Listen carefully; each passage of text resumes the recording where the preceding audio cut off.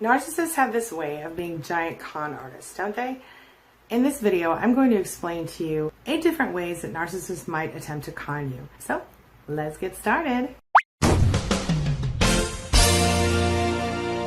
My name is Angie Atkinson, and on this channel, I offer free daily video coaching to help you discover, understand, and overcome narcissistic abuse in toxic relationships. I like to call it toxic relationship rehab. Does that sound good to you? If so, hit that subscribe button and let's get going. You might call a narcissist a great pretender, right? Somebody who uses big gestures and blatant flattery to get what they want from us. Would you agree? The narcissists are all about relying on being dishonest. They lie to you. They cover things up. They hide things. They tell you half-truths. They go way above and beyond with details sometimes. They're all about manipulation. They deceive you. It's all right there. We know what narcissists are, and if you don't know, check out this video and you'll see. Number 1, narcissists have this way of having a handle on the crowd. What do I mean? Well, according to them, they have a panel in their backyard or their back pocket that tells them that everything they say is right. What? See, they exaggerate. They generalize. They tell you things like, everybody knows that you're lazy. Everybody thinks that you're not friendly. Nobody likes you. You see, generalizing and pretending like they understand everything and that everyone agrees with their statement at that moment. 9 times out of 10, that's not the truth. And you know, their main goal here is to sort of con you into realizing that everything they say is true, that everybody sees the world the way they do, and they especially want you to see the world the way they do. And most importantly, they have these selective truths. They are attempts to really hide anything that puts them in a bad light, that makes them seem to be the ones at fault. They will not take responsibility, and one of their favorite ways to avoid that is with these little selective truths, this little panel they have in their back pocket that agrees with everything they say. Number 2, they pretend to be vulnerable when they're really not. Just like a narcissist tries to make you think that you need the narcissist, they also act like they need you. They tell you, oh my God, I can't live without you. They want you to feel important to them. They want you to feel like you matter and that they really need you because they want you to feel guilty. They want you to do what they ask you to do, including to do their bidding to hurt other people sometimes. And they want you to do it without question.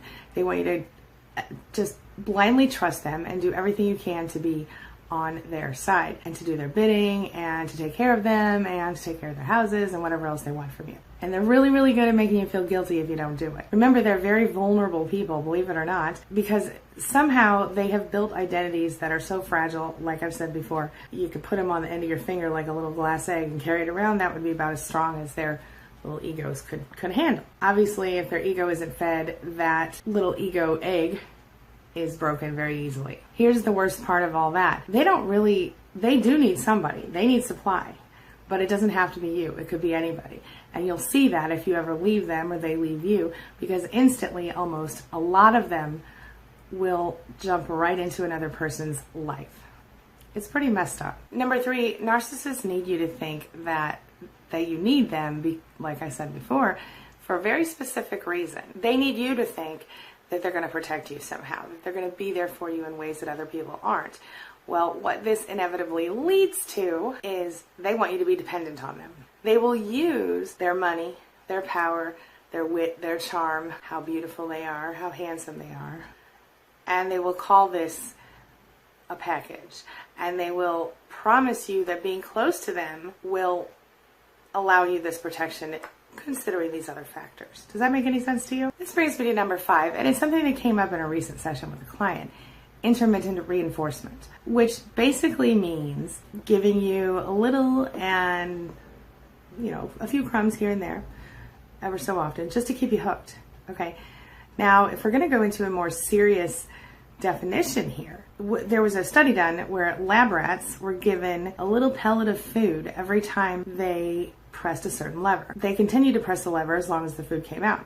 When the food stopped coming out, what did they do? They lost interest, of course. They had no reason to press the lever anymore, right? What was interesting is in the same study, or, in another part of that same study, when the rats were given the pellets sometimes, but not all the time, guess what they did? They kept pressing the lever for the pellets. And the reason for that is because they know that sometimes they're going to get it, but not all the time.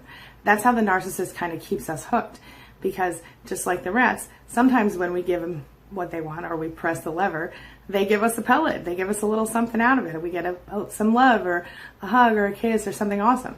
But with the, just like with the rats, if they consistently did that and then they stopped, we'd lose interest.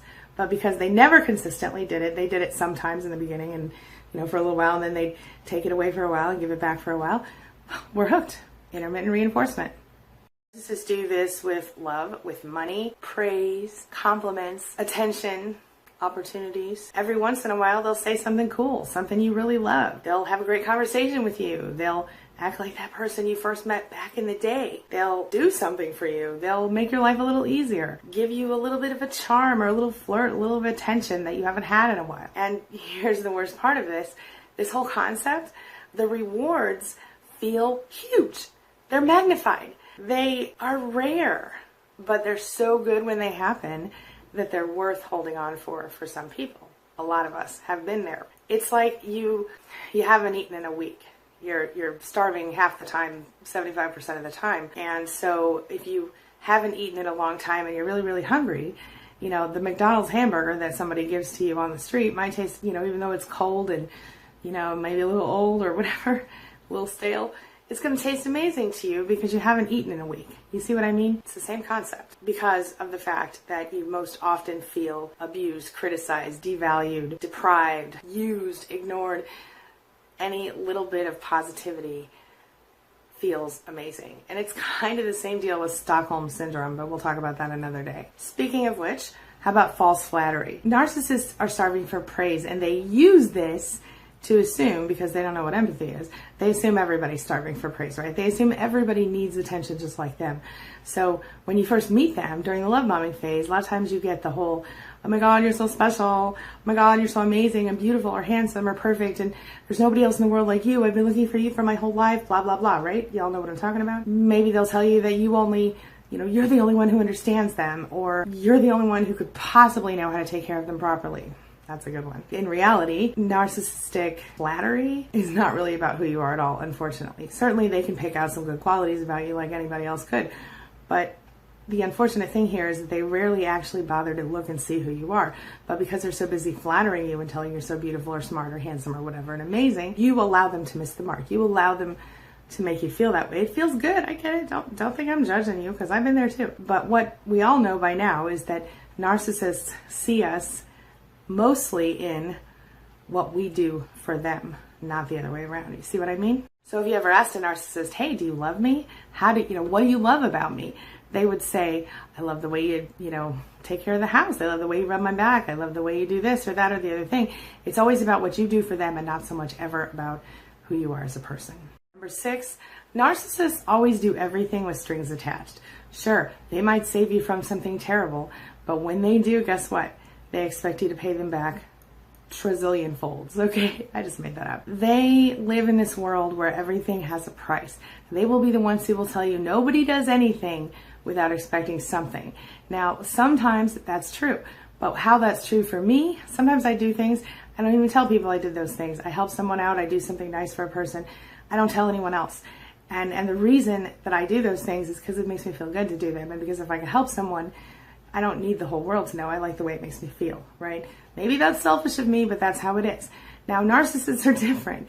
They will do something, and they will do it in order to get something back in return. There are always strings attached with a narcissist. If they give you a gift, it'll just be a little bit of time before they figure out a way to guilt trip you into doing what they want. You understand? Have you been there? Have you done that? Let me know in the comments. So like I said before about narcissists, they really need praise, they need attention, they need admiration, all of that stuff. One of the things that they do to you is they give you what they call faint praise, or just a little bit of praise, like, that's good.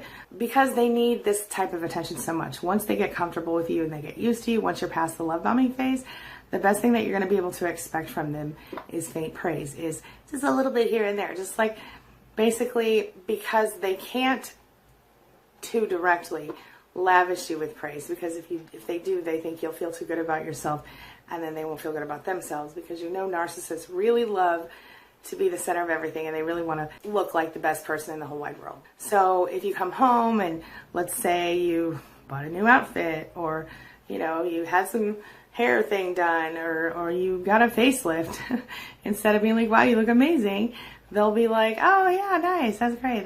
Or, oh, look at you. Or something that makes you wonder, was that even a compliment? Or they'll do the backhanded compliment thing, right? Where they'll be like, oh, it's about time you got your hair cut. It's about time you bought a new pair of jeans. Those other jeans were really making your butt look big.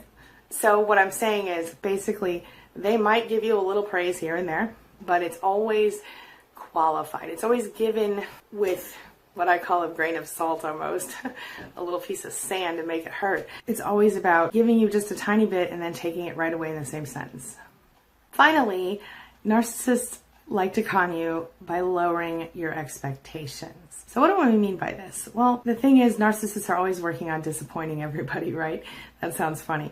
But narcissists intentionally underdeliver as often as possible for a reason. Do you know what it is? It serves them. It serves them because then they can actually intentionally underdeliver from here on out. So my point is, they disappoint you because they want disappointment to be what you expect from them. So if they even give an inch, it feels to you like they've given a mile. So for example, if you've been asking them to take out the trash for 10 years and they never do, one day they take out the trash. Oh my God, that's the best thing in the whole wide world, right? I can't believe he finally took out the trash. I can't believe she finally did that chore I asked her to do, or whatever. It's the simple little things. And so by keeping you in a perpetual state of disappointment, those tiny little crumbs they throw at you goes right back to it. It's all about, ultimately, it's all about intermittent reinforcement. Everything that they do comes back to that point. If they're going to con you, they're going to do so by lying to you. It's the same thing. You've got your cycle, love bombing, devalued, discard, love bombing, devalued, discard. So that cycle fits here. Okay, during the love bombing, everything's fabulous. Once you're past that point, you start the devalue and the discard, and then you come back around and do the cycle. Well, in that case, it's intermittent reinforcement, because you get the love bombing, you get the, oh, you're so amazing, and then you go back to devalue, then you go back to discard.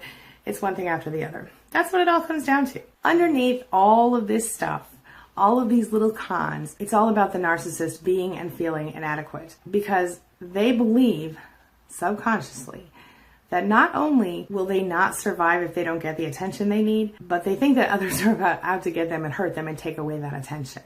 And they also tend to think that if they lose, it's unacceptable. Sometimes this is something that was drilled into them by a parent or a family member. Sometimes it's just their own messed up stuff. Bottom line, the narcissist sees the world as a hostile place, as though if they don't do something to hurt someone, someone else is going to hurt them. That, along with their sense of entitlement, leads them to try to con people, to pretend, to posture, to hoodwink, to destroy other people with their manipulation. And they don't even think twice about it. So learn these signs. Know this. Narcissists, they don't change. You don't have to play the narcissist games if you choose not to. And y'all know what I think. Don't play those games. All right, that's all I've got for you today. But before I go, let me ask you a question, and you know what it is, right? It's the question of the day. And the question of the day is, have you experienced any of these particular types of manipulation or cons, and how did you handle them? Let me know your thoughts and your ideas in the comments below, your experiences in the comments below, and let's talk about it. That's all I've got for you today. As always, thanks so much for being a part of my day and a part of my life, and hey, thanks for letting me be a part of yours. It really does mean a lot to me. I'll see you soon. It's my mission to teach others what I know to be true. You really can create the life you want. Take care of your body, take care of your soul, nurture the real you, and introduce him or her to the world. Be comfortable in your own skin and in your place in this world.